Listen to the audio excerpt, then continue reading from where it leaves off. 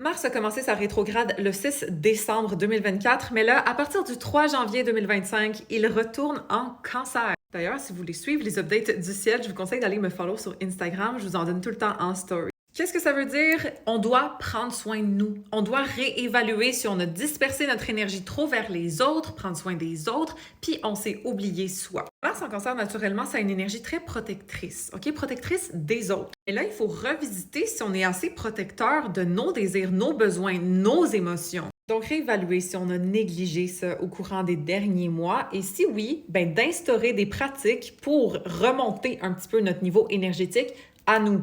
Qu'est-ce qui nous recharge? Vers où notre cœur nous dit d'aller? Veux pas, Mars en Cancer, c'est très intuitif. Donc, si on a perdu notre inspiration, notre flow, de réfléchir à pourquoi, puis comment on pourrait essayer de raviver ça à l'intérieur de nous. It's giving self-care, it's giving, on se rematerne soi-même et on prend soin de notre petit monde émotionnel et de ce qui est important pour notre cœur. Mars rétrograde de base, c'est d'éviter de forcer l'action, mais étant donné que c'est en Cancer, comment on peut aller chercher le flow naturel et se laisser porter par ça au lieu de penser qu'on doit faire.